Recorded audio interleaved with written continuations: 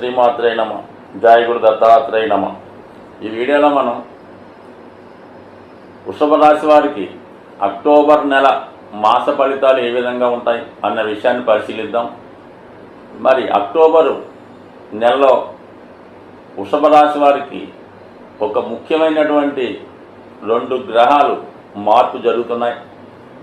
అందులో ఒకటి గత కొంతకాలంగా రాశి అందే సంచరిస్తున్నటువంటి గురుగ్రహం అక్టోబర్ 9వ తారీఖున వక్ర గమనంలోకి రావడం జరుగుతుంది.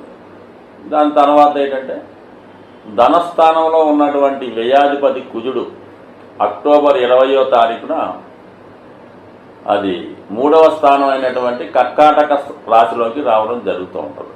సో ఈ గ్రహాల ప్రభావంతో పాటు మరి శుక్రగ్రహం ఈ వృషభ రాశి వారికి శుక్రుడు యొక్క స్థితి గమనమే చాలా ఇంపార్టెంట్ రాశ్యాధిపతిగా.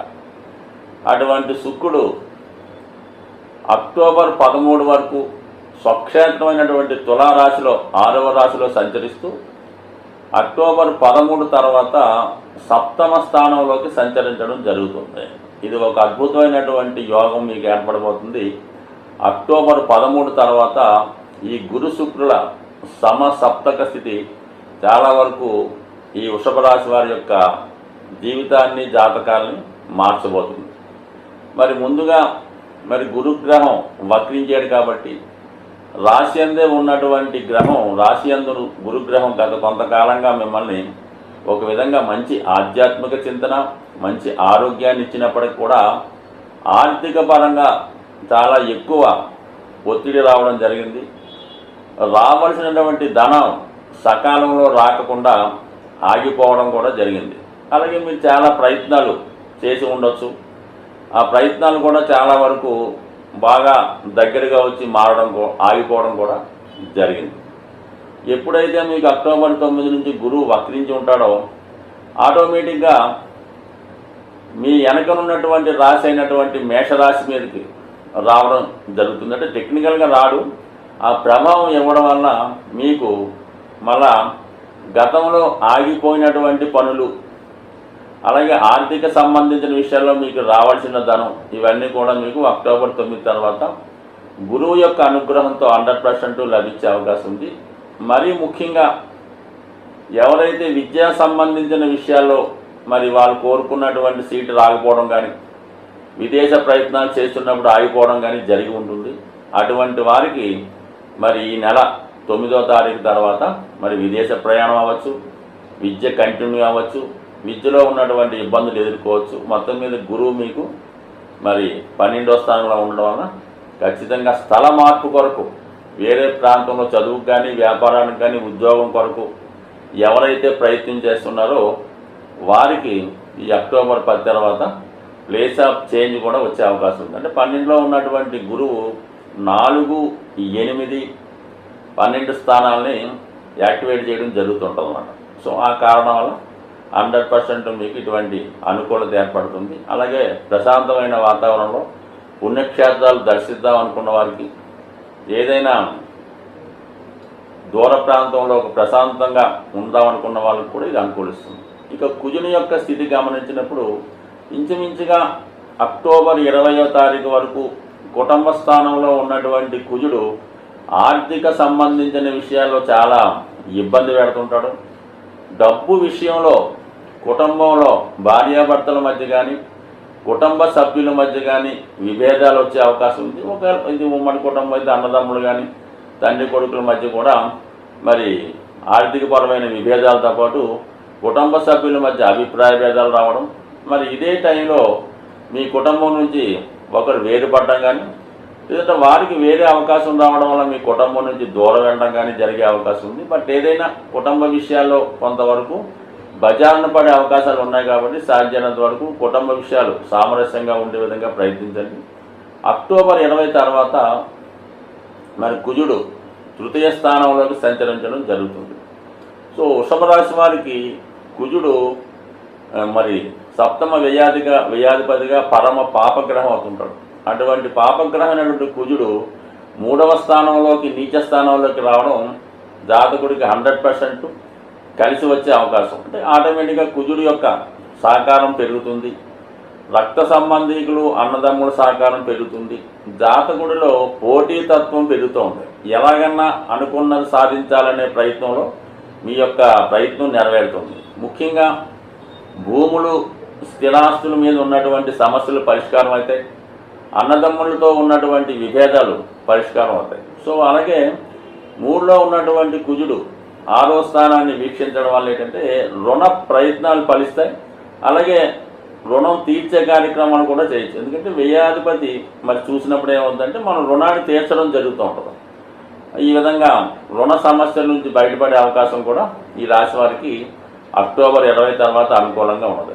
అయితే ఏమైందంటే ఇప్పుడు మరి దశమాధిపతి శనికి, తృతీయలో ఉన్నటువంటి కుజుడికి షష్టాష్టక స్థితి రావడం వల్ల జాతకుడికి అనూహ్యంగా వృత్తిలో మార్పు రావడం కానీ, వృత్తిలో ఏమైనా ఇబ్బందులు కలగడం కానీ, కొన్ని సందర్భాల్లో ఏమైనా ఉద్యోగాన్ని మానివేయడం కానీ, పోగొట్టుకోవడం కానీ ఏదో ఒక ఇబ్బంది రావచ్చు.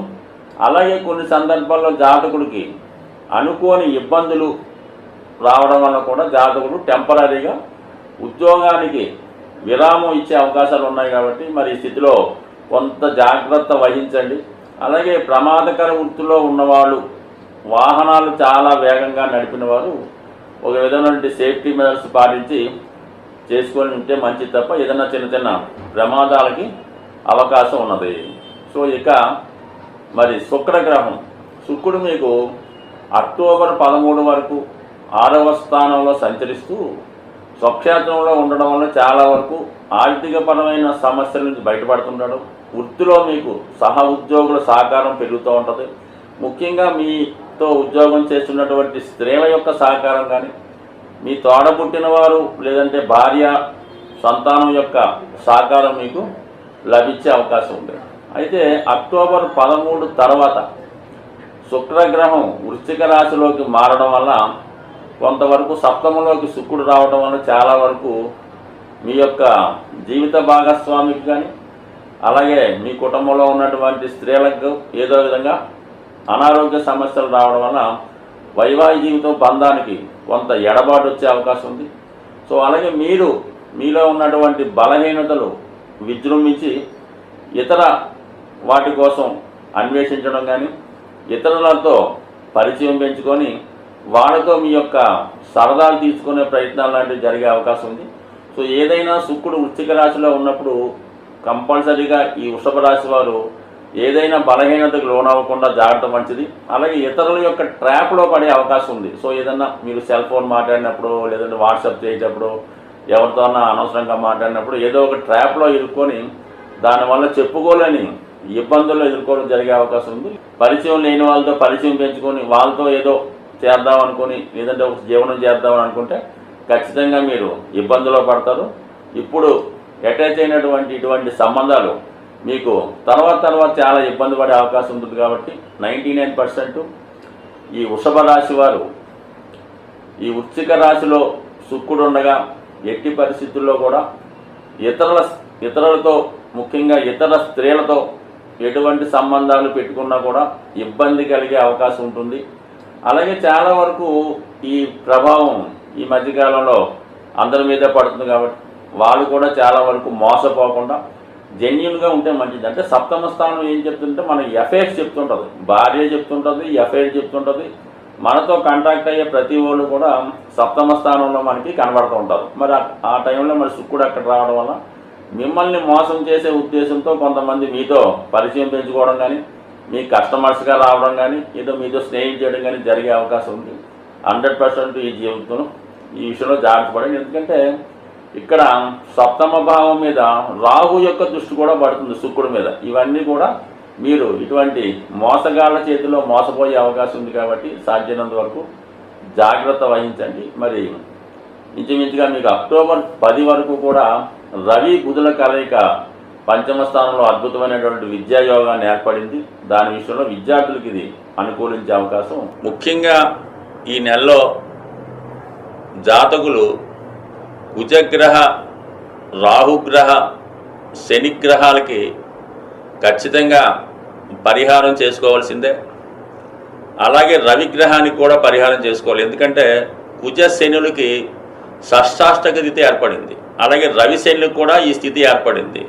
మరి ఇవన్నీ స్థితి వల్ల జాతకుడు కొంతవరకు అనూహ్య సంఘటనలు ఏర్పడడం, ప్రభుత్వం ద్వారా వ్యతిరేకత, ఇలాంటి కొన్ని చికాకులు కలిగే సూచనలు ఉన్నాయి. కాబట్టి మరి వీటి నుంచి బయటపడాలంటే సాధారణంగా ఈ అక్టోబర్ నెలలో మనం అనుకుంటున్నాం. కాబట్టి ఏదైనా ప్రతి ఒక్కరికి కూడా ముఖ్యంగా దేవతల యొక్క అనుగ్రహం ఎంత ముఖ్యమో పితృదేవతల యొక్క అనుగ్రహం కూడా అంతే ఇంపార్టెంట్గా ఉంటుంది.